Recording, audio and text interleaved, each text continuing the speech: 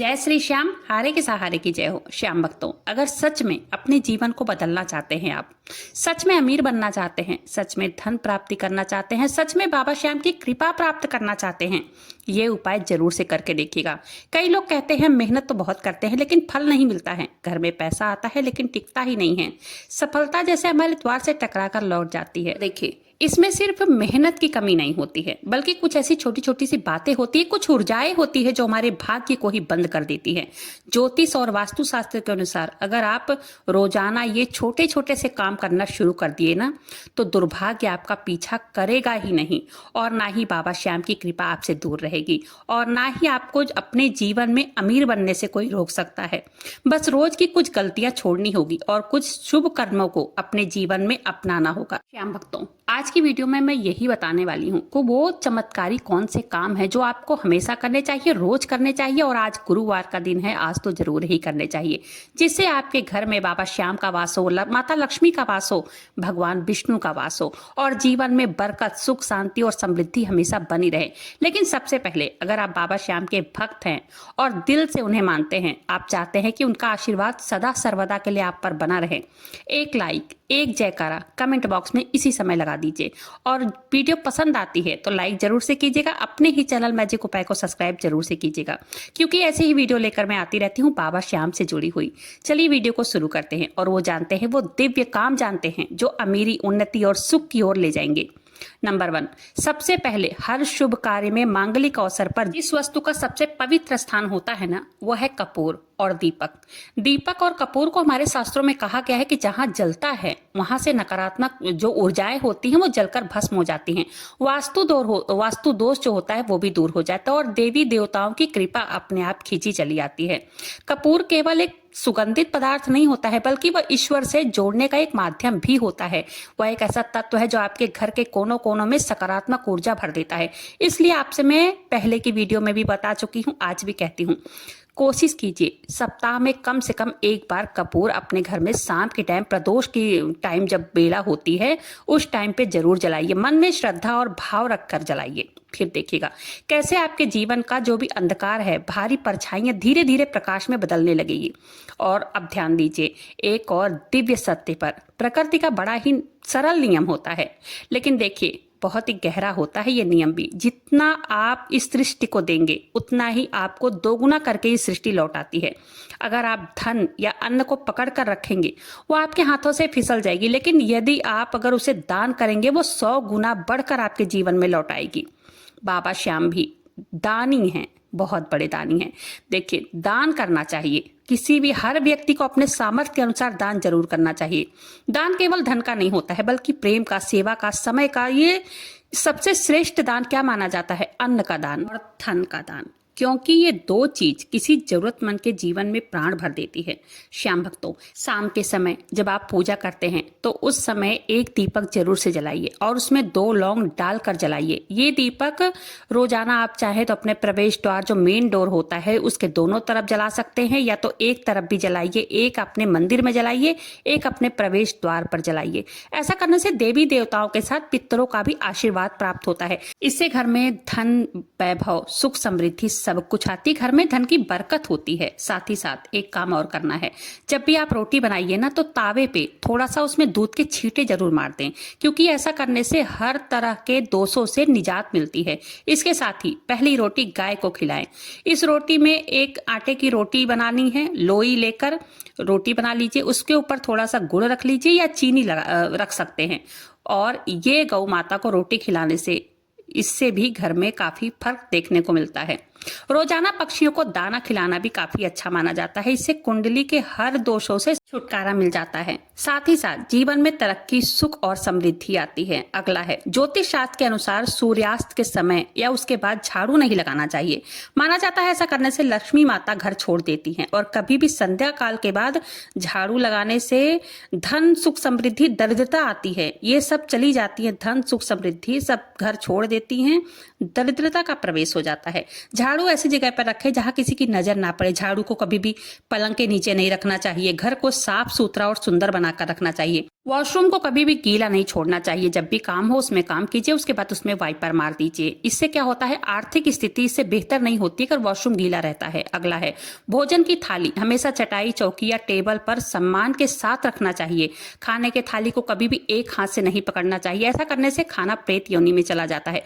भोजन करने के बाद थाली में कभी हाथ नहीं धोना चाहिए। थाली में कभी जूठा नहीं छोड़ना चाहिए। कई लोगों को ऐसे होते हैं, खाना खाने के बाद एक दो कौर उसमें छोड़ देते हैं, लेकिन ऐसा नहीं करना चाहिए। खाना खाने के बाद थाली को कभी भी पलंग या टेबल के नीचे नहीं खसका देना चाहिए। भोजन करने से पूरे देवताओं का स्मरण जरूर करना चाहिए। भोजन करने से पहले भगवान को धन्यवाद करना चाहिए कि आपकी कृपा से हमें भोजन मिला है। अन्नपूर्णा माता को भी प्रणाम करना चाहिए। भोजन करते समय कभी भी क्रोध नहीं करना चाहिए, इससे अन्नपूर्णा माता का अपमान माना जाता है। भोजन को सदैव पूर्व या उत्तर की तरफ मुंह करके ही करना चाहिए। अगला है घर में पूजा घर अगर नहीं है, आप बनवाना चाहते हैं, पूजा घर आप लगा रहे हैं, किस साइड लगाना चाहिए, कौन सी दिशा में लगाना चाहिए मंदिर, तो ये सब जब पूजा घर बनवाया जाता है तो किसी ज्योतिष या वास्तु शास्त्र से सलाह लेकर ही पूजा घर बनवाएं। ऐसा इसलिए कहा जाता है क्योंकि किसी की कुंडली के अनुसार घर में पूजा घर रखना किसी साइड में अगर आप रखे हैं तो नुकसानदेह भी हो सकता है। अभी भी इस बात का भी ध्यान रखना चाहिए कि एक देवी देवता की एक से ज्यादा मूर्ति ना रखें पूजा घर में। और जैसे कि चित्र है, देवी देवताओं की बहुत सारे फोटो आपने रखी है, अलग अलग पूरे घर में नहीं लगाना चाहिए। देवी देवताओं की तस्वीरें पूरे घर में नहीं लगाना चाहिए, खाली मंदिर में रखना चाहिए। और एक ही देवी देवता की दो फोटो अगर आपने लिया है और उनका मुख आमने सामने हो तो उसको तुरंत आप हटा दीजिए, आमने सामने नहीं होना चाहिए। और कभी भी देवी देवता नेतृत्व कोण में नहीं लगाना चाहिए, वरना कोर्ट कचहरी के मामले में फंसने की शंका रहती है।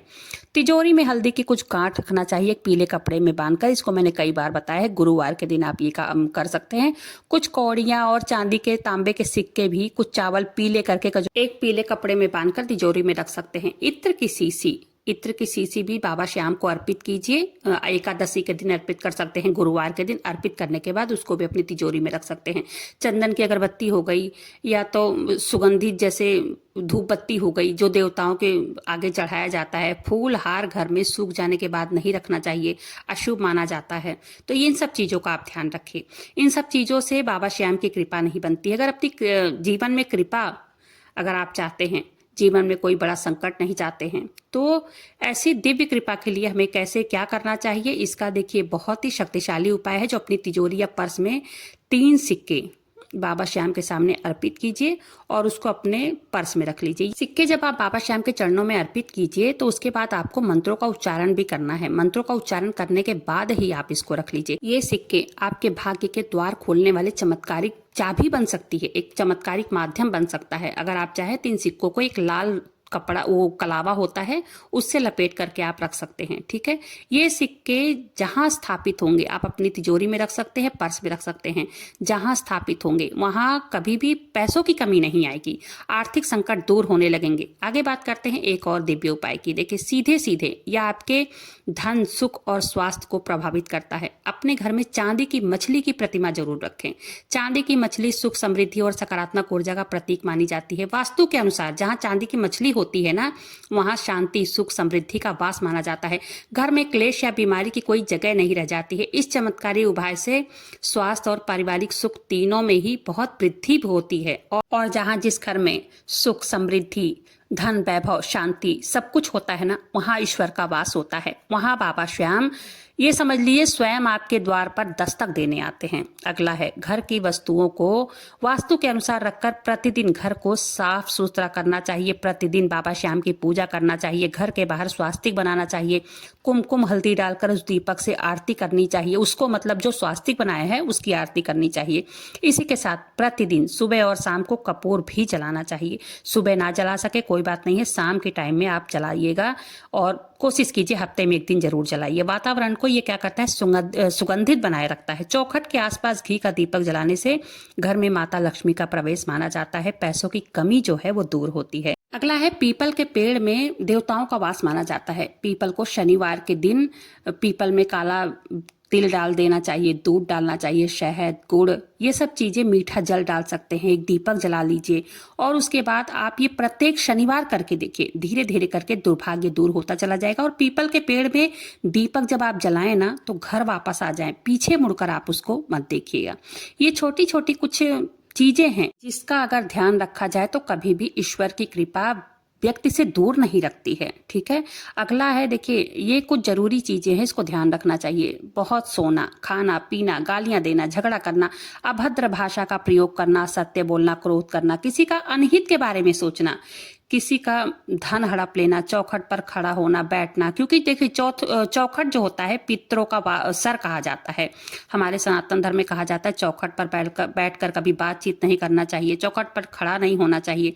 ये सब करने से घर से बरकत चली जाती है, व्यक्ति संकटों से घिरने लगता है। जहाँ शराब मदिरा का सेवन होता है, स्त्री का मान सम्मान नहीं होता है, तामसिक भोजन, ये सब जहां होता है ना वहां पर बाबा श्याम की कृपा नहीं बसती है। घर की स्त्री का मान सम्मान करें, क्योंकि घर की स्त्री लक्ष्मी का स्वरूप मानी जाती है।